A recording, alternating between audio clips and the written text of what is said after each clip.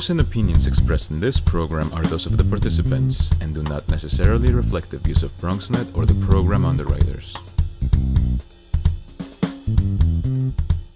According to the Department of Education, the United States high school graduation rate reached an all-time high of 82% in the year 2013-2014. But now studies have shown that more and more first-year students entering college are not prepared. We'll discuss these facts as well as give you advice on how your children can have a successful first year and ultimately successfully adjust and complete college.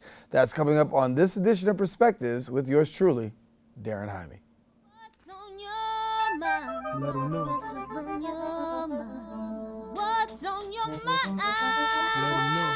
Anything relevant to life, you bring it to the table. Whether you make a move solo or a movement with a stable. No fables, you speak on your decisions. Cause in the long run, it's your voice, your views, your vision. Keeping it real with many messages for you to know. This ain't radio, but DJ runs the show. Entertainment, he rocks it. Politics, he locks it. The host with the most would handle any topic. Don't forget to share your perspective, which shines a light. Cause it might make a difference in someone else's life. Make a difference. What's your perspective? Express what's in your heart and your mind. Share your perspective. What's your perspective? Let 'em know. And hello, everyone, and welcome to another edition of Perspectives. I am Darren Jaime, and of course, we thank you for joining us as Perspectives is now in season number 15. We continue to bring you news, information, and the things that you need to know regarding perspectives. And we invite you to be a part of our conversation, our weekly show. How do you do that? Well, we have social networking sites. You can check us out on Facebook at BronxNet Perspectives. You can hit us up on Twitter. Then you can hit me up personally on my personal page, Darren C. Jaime, and share a little bit about the show, what you might want to see, and you never know. You might catch that perspective right here on our show. Well, on this edition, in a survey conducted by the Harris Poll of over 1,500 first-year college students, it showed those who felt less emotionally prepared for college compared to those peers who had significant lower gap, or I should say GPAs. And as hard as it is adjusting to college, both academically and emotionally, there are some proven ways to make your first year successful. And we are pleased to be joined in studio by our very special guest, David Gantz, who's the adjunct lecturer and program coordinator at College Now at Lehman College. And David, how you doing? Good. Thanks for having me, Darren. Thank you. And I want to talk, and I guess this is also, for me, this is also some personal therapy. I got a son that's a senior in high school, Yep. so I'm going to help get myself geared up too. So Yep. I'm not just helping our viewers out, you're really helping me out here today as well. But we do talk about the high school graduation rate actually increasing. Great. That's a good thing. That is a good thing. But then on the other side, we also find that college students, and particularly in public colleges, universities, are struggling somewhat. Yeah, so if we look at the data in the City University of New York, which Lehman College is a part of, we recognize that students are graduating at approximately a 50% rate in the baccalaureate programs in the four-year colleges. And that's at a 6-year rate. And if we look at the associate degree programs, the community colleges, those students are graduating at approximately a 22 or 23% rate in 6 years. So even though your statistics nationwide about students graduating from high school at a higher rate, when we look at the college graduation rate, we see that there's a gap between their success in high school and their success in college. So you talked about those community college rates, and that's pretty astounding. Well, what we do know is that one of the issues that affect many of our students here in the public high schools is that students are graduating from high school and we could say that they're really not prepared for college. Those statistics tell us that. And so the first thing that students can do and parents can help them with is that while they're in high school, they need to make sure, number one, that they have an academically rigorous program so that the high school classes that they're taking are more challenging. Because you have teenagers, I've raised teenagers, I have 2 boys going off to college this year myself, twin boys, so I know what you're going through there, There you go. right? And it's very important as a parent and as principals and guidance counselors that we make sure that we challenge our young people, because we know teenagers, when they get to be that age, they sometimes want to take the easy way out and take easy courses. So it's really important that while they're in high school, that they challenge themselves and take academically rigorous courses. And when we look at those community college rates, the City University of New York, along with the New York City Department of Education, has set some benchmarks. We call these college readiness benchmarks. When we look at the New York State Regents exams, which all New York State students have to take, the college readiness benchmarks determined by the state and the city are basically students have to have a 75 or above in their English Language Arts Regents exam, and they have to have either a 70 or above in one of their Common Core Math Regents exams or an 80 or above in one of the other Math Regents exams. Now, those are college readiness benchmarks. So if students, while in high school, hit those benchmarks, even if they don't have the grades or the SAT scores to get into a 4-year college, a baccalaureate program, and they end up at a community college, there's nothing wrong with starting at a community college, at least if they've hit those college readiness benchmarks, they're not going to be in what we call developmental courses or 0 credit courses, or back in the day when I had hair and I was in college, we called those remedial courses. Right? So one of the major problems in our associate degree programs is many students are graduating from high school. They haven't met those college readiness benchmarks.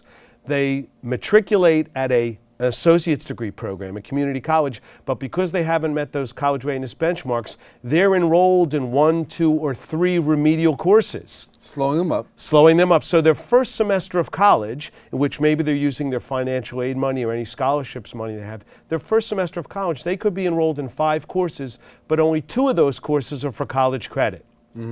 If they don't pass those remedial courses to place out of remediation, they can't move on with their graduation and degree requirements. So that's really the first thing that we can do as educators, parents, people that are concerned about our children, is make sure that while these students are in high school, we talk to them about this and make sure that they're hitting their college readiness benchmarks. Let me give a little bit about this. So, and when we're seeing the associate degree program, obviously we know that that's taking kids a little bit longer of a That's time. right. What are some of the things, I mean, because I also understand that, there's some social, emotional things that are really going on here. Good point. So there's a professor at University of Oregon, David Connolly, who for parents I highly recommend checking him out on the internet. He has a book that he's written called College Knowledge, and he's done some research and some studies, and I like the way that he separated this. He's made a distinction between college readiness in terms of academic skills, your reading and your writing and your quantitative reasoning skills, and college readiness in terms of what you're talking about there, academic behaviors. So the sort of the soft skills that it's very difficult to teach a student. I mean, I can teach a student how to read and write and how to do mathematics. We sort of learn how to do that. But how do you teach a student to manage their time? How do you teach a student to prioritize? How do you teach a student to take proper notes and things like that? Because people like you and I could sit down and listen to a lecture, and we're both successful, and we're going to take notes differently because we get keyed on different ideas, but we're both note takers. Right. So it's hard to teach a student how to do that. So these are these academic behaviors and soft skills. And so one of the things is that when you're in an academically rigorous program, whether in high school or when you make the transition to college, you sort of do that by practice. I use the example of sports. I'm a big sports fan. Right? I'm a suffering Mets fan, along with. I'm a Mets fan. Oh, okay. Come on. Let's make this show an hour. All right. We could complain enough, right? Yeah. Okay. So, for many years, I coached youth baseball, little league baseball, right? Both on the recreational level and at what you would call more competitive level, like travel teams. No, on the recreational level, all kids get to play. Right. Parents sign them up, kids want to play. So you want to teach the kid how to hit a baseball, right, from the youngest age. And there's always the kid, invariably, that the parents sign him up and he really doesn't want to be there. Right. The kid says, the parents signed him up, he should play, but the kid doesn't want. So he stands in the plate and he doesn't swing the bat. He's looking for a walk. Well, that's not fun. Swing the bat. And so I would try to teach the kids, you're never going to learn to hit the baseball unless you swing the bat. I can talk to you about keeping your hands back and your balance and all. I could give you all the theory about hitting a baseball, but eventually you got to step in the batter's box and take a swing. You learn by experience. Similarly, I think being successful as a student, those soft skills, you have to learn by experience. That's why if you're in an academically rigorous program, you could struggle for a while, but you don't give up and you want to push yourself. And then you learn by experience how to be successful at note-taking, how to be successful at managing your time, how to be successful about prioritizing about what's important for you. Now, for a parent that's watching, you just gave some real key principles there. Are there classes, places that they can go to really help in those skills before they even get there? I think there probably are. I'm not aware of them personally. I mean, I think that's why I said I like the idea of students both in high school taking academically rigorous classes, and the program that we run, which is the College Now program. What we do is we give students that have met college readiness benchmarks while they're in high school, we give them the opportunity to come here to Lehman College and take college credit courses while they're still in high school. So here's the perfect opportunity to learn by experience. So here's a high school student coming to the college campus and enrolled in an English composition course or in a political science course or an intro philosophy course. While they're still in high school, they're taking a general education requirement that they need while they're in college. So here they're actually doing college level work while they're still in high school. And they may struggle a little bit. It's okay. I think that's one of the things that we sort of, I talk to my kids about all the time, that it's okay. I know you're a good student, I would tell them, but it's okay to fail once in a while. Right. You learn by your failures. The key is not to give up and to persevere and to have resilience and go on. I think there's a soft skill, that academic behavior, that I don't think that we inculcate in our students enough. That, many of students, that graduation rate shows you, there's students that are successful high school students. Then they make the transition to college, and all of a sudden they're in that first college course and they're struggling and they're failing, and maybe they've never failed at high school. Right. And they don't know how to deal with that. And so that's something we need to talk to our children about, that it's okay that you're struggling. Let me take a quick break and come back and continue more with our conversation, getting kids ready to go to college. While it seems like something so simple, there's a lot of challenges that come with it and a lot of challenges for students. Coming up, we're going to talk about some of the challenges that students actually face when going to that college classroom. We'll be right back in just a few. Wow, these are really good. You act surprised.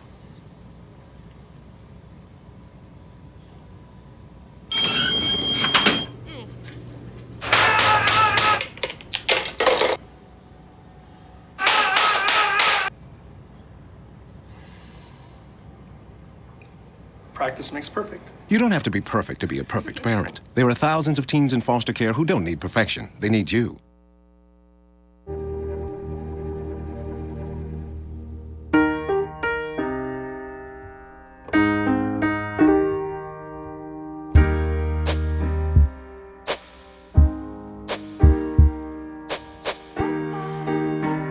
And I can't change, even if I try, even if I wanted to. My love, she keeps me warm. She keeps me warm. She keeps me warm. She keeps me warm. She keeps me warm. She keeps me warm. We are neighbors and best friends. I love my sister. My heart doesn't see race. Love is love. Our family is no less than any other family. Love is kind. Love is patient. It's not always easy being a dad. Do you have panda asthma too? Does that run in the family? This is the home of the most priceless kung fu artifacts. But when you make an effort, Dad, we're not supposed to touch anything. Oh, sorry. Go along, son! it's always worth it. Whoa! Master! The smallest moments can have the biggest impact on a child's life. Take time to be a dad today. I am gonna get you. I'm gonna get you. Call 877-4DAD-411 or visit fatherhood.gov to learn more.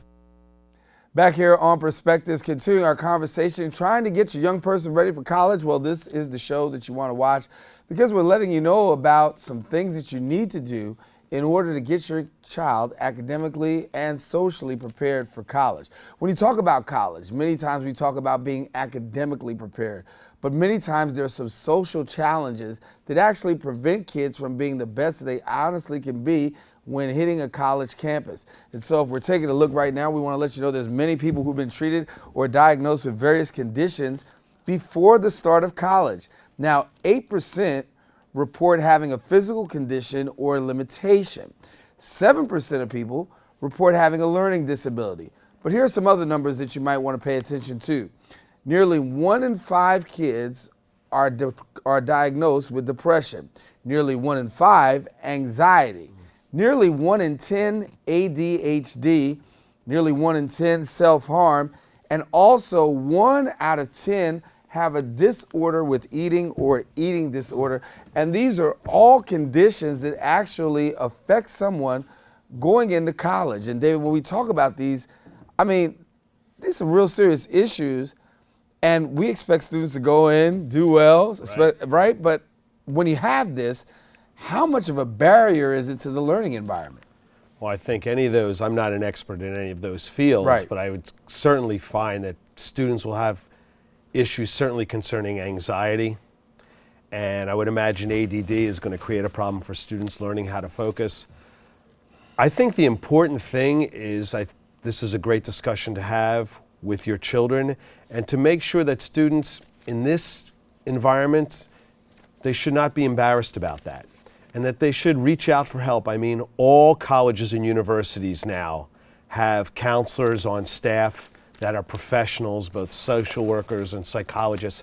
And I think it's the conversation we have to have again with our children. Say, you know what, if you're feeling anxiety, if you're depressed about something and you don't know how to deal with it, don't go and reach for the liquor, because that's going to be prevalent at colleges and universities. I mean, how to deal with depression is go on a binge drinking with some of your friends, which is not the right thing to do, but to reach out for professional help. And I think they shouldn't be embarrassed about that. I think talking about that issue of making the transition, one of the difficulties students have from high school to college is that independence, is the fact that while they're in high school, their parents are there keeping an eye on them, and if they go to a good high school, a reasonably good high school, guidance counselors and principals and teachers are constantly on top of the students, asking them like, how you doing? Where's your homework? Get to class. These things, because they're children and then all of a sudden, the next thing we know, we drop them off in college or we send them off to college and we expect them to be adults. It's sort of not fair for them. So I think one of the things that we need to talk to our children about and help them, guide them is, if you're struggling, reach out for help. That there's professionals on college campuses that will help you. Similarly, I mean, this was the talk that I just had with one of my sons that I just dropped off at college just this past week. One of the things I said to them, I said, make sure that you're in class on time. Get there early. Don't be one of those students that walks in if the class starts at 9 a.m. Don't be walking in at 9:05. That doesn't make a good impression. Get there at 8:45 a.m. Number 2, after a couple weeks of class, go introduce yourself to the professor. Or go visit the professor in his or her office. Because most faculty members, they're not only concerned with you as an academic student, but they're probably interested in you as a person, and you can talk to them. And I think sometimes, going back to those emotional difficulties, whether it's anxiety, depression, sometimes that allows the student to sort of feel a little bit more confident about themselves, that, oh, I can do this. Here's like this, quote, professor who's sitting down there maybe lecturing on Chinese history, which I don't know anything about, but maybe if I go talk to him or her, maybe I'll be able to break down some of that barrier. So I think we need to encourage our children as they become young adults to become advocates for themselves. Because while they were children in high school, we were the advocates for them. And what are some of the common mistakes that we can make as a first-time, parent taking a child into college? What are some of the mistakes, common mistakes that maybe we as parents make? We do too much for them. It's sort of like, I think the term now is the helicopter parent. I think that's the term being used, is that I remember I forget the author that wrote this book. I read it a few years ago. It was called The Blessings of a Skinned Knee. Really interesting book. And she's a psychologist. She's writing this book about the notion that it's okay for our children, using the metaphor that they fall and scrape their knee, and we're always there to wipe them clean. But it's, they get to a certain point, we have to let them go. And I know it's a hard thing to do. You've nurtured this child and you want them to be successful, and you have to believe that you've given them the foundation of the values and make decisions on their own. So I think one of the common mistakes that we make as parents is that even when we take them off to college or send them off to college, that we're constantly on them. You know, that we, because nowadays with the social media, we can text our kids, we can call our kids, we can email, and we can, follow them on Facebook or Instagram or Twitter, wherever they are. And I think we need to let go. I know it's a hard thing to do, but I think one of the mistakes that we make is we try to solve all the problems for them. And when they go off to college, they have to learn how to advocate for themselves, fail on their own, and solve some problems on their own. And that's a difficult thing for us to do as parents. Right, and sometimes that just letting go is the biggest thing. It is. Talk to us about students, because the students, you incur a different set of challenges, right? And we understand that navigating through college may be some of the biggest transitions that you'll ever make in life. What are some of the things I do as a student early on, very quickly, that might be able to help me bridge that gap? Okay, so I talked about one of the things, which is make sure you're on time for class. That's a real simple one. Right. But sometimes it's very difficult for students, right? So be on time for class. Not only introduce yourself to the professor, go and visit him or her in his office hours once in a while, at least once a semester, every professor. You should at least visit them so they know who you are. Find out, don't wait till you're failing or struggling at class to reach out for academic help. Form study groups with your friends. They don't even have to be your friends in class. Meet some people in class that you want to do some cooperative learning so that you spend time outside of class going over the material. The worst thing that a student can do is you sit in class for an hour and a half or an hour and 40 minutes, you take some notes on a course that you have to take because it fulfills a gen ed requirement, you're not really interested, you're done, you close the book, you put it away, you go out and hang out. You don't open those books or notes till you go back to class 2 days later or the following week. Not a good practice. Give it some time, go back, find some friends that are also in the class and review those notes together and begin to formulate questions about what took place in that lecture, in that class previously. So, in other words, be sociable, but don't be too sociable. Right. That's the key. All right, listen, guys, take a quick break. We'll have more. Some final comments coming up right after this. I'm only 17, but I know about investing. Believe in something, buy shares in it, watch it grow. So, what if you could invest in the future? The future of kids, like a stock. Not the kind of stock that's about making money, but a stock for social change. A whole new kind of investment called Better Futures. When you invest, it helps kids go to college. I could be one of the first college graduates from my family, the first philanthropist from my neighborhood. And if I'm the first, then maybe there's a second and a third. Believe in us. Invest in us. Watch us grow.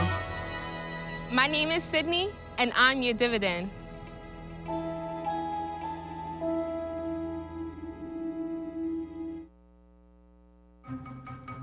Me and my boy Matt had it good.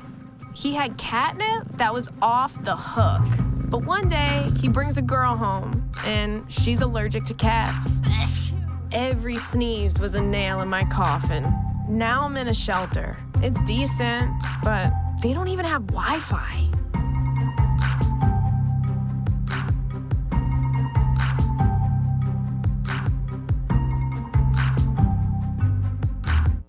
Back here on Perspectives, continuing our conversation. Listen, trying to get you ready, trying to get me ready, really, trying to get me ready for he's no longer young, he's 17, but he's going to be off to college. And if you're a parent out there in that kind of moment, we're trying to help kids actually be ready and parents to be ready for making that transition to college. Who's it a little bit harder for? Because as I said this right here in the camera, there's two people. You got the student and the parent. Who's it harder on? It's a good question. See? It's a I'm good getting question. my journalistic worth here. Right? I have to think about that one. I've had one, my older boy's already graduated from college, speaking from personal experience, and he graduated in 5 years, so he did, he got the gig.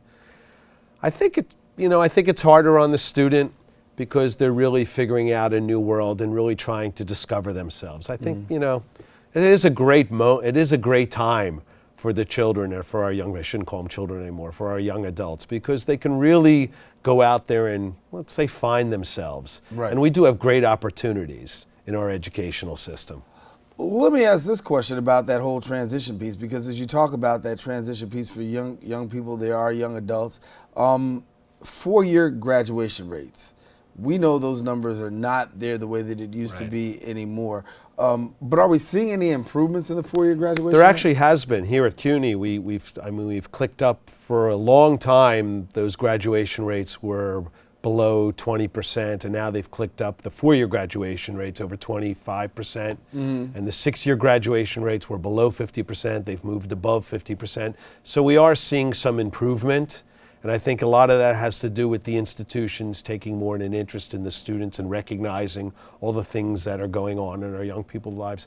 I think it's difficult, especially for the students in the public universities. Many of them, when I talk to my students that I teach here, I mean, they're going to school full time. Many of them will be working 20 or 30 hours a week. Many of them have family responsibilities. I mean, that's a heavy caseload for a young person to deal with. Right. And then, they show up in our course, in our class, and we, as faculty members, as instructors and professors, we forget that they have lives outside of the class, and we have all this work for them to do. So I think that's the time management skills and the prioritization, and I think that's an issue that the students really get anxious dealing with. Is like how to figure out how to manage their schoolwork, whatever work they have to do, and then some family responsibilities that they have. So I think that's difficult for the student. Give me some final words for advice for, first, the student. You know what I always tell, and I told this to my children, and I tell it to the high school students that I work with in the College Now program. Sometimes parents don't like to hear this. You're going to go off to college. It's a great moment of self-discovery. Find something that you enjoy studying. I know that your parents want you to study something that's going to get you a job in the marketplace. But I believe that if a student chooses a major or a field of study that they really enjoy studying, they're going to do really well in it. They're going to get good grades. They're going to graduate on a reasonable time. And then when you come out, what you will have developed are problem-solving skills and critical thinking skills. And that you can apply to any career anywhere in the world. And that's what people are looking for. So it doesn't matter whether you major in English or philosophy or mass communications, whatever. Find something to study that you really enjoy doing. David Gantz is our guest. He's an adjunct lecturer and program coordinator at the College Now program at Lehman College. Been sharing with us a lot to know for both parents as well as for students. David, good to have you. Thank you, Darren. We're going to keep praying for the Mets, though. Here we go, We're going to man. hope that the second half of the season, we can make it turn around. It's not too late. As long as our man Cespedes stays healthy. That's it. That's it. All right, all you Met fans, I know I'm in the borough of the Bronx talking about the Mets, but guess what? I'm in enemy territory, but I am a Mets fan, and I'm proud of it. And I'm Darren Hyman, and I endorse this message and also this show. We want to thank you for watching Perspectives. Of course, if you want to find out more information, get to us on our social networking sites. But for all of us here on the set of Perspectives, thanks for watching. Share your perspective with somebody else. It just might make a difference in someone else's life. Darren Hyman saying, take care. God bless. This ain't radio, but DJ runs the show. Entertainment, he rocks it. Politics, he locks it. The host with the most would handle any topic. Don't forget to share your perspective with shines of light, because it might make a difference in someone else's life. What's your perspective? Express what's in your heart and your mind. Share your perspective.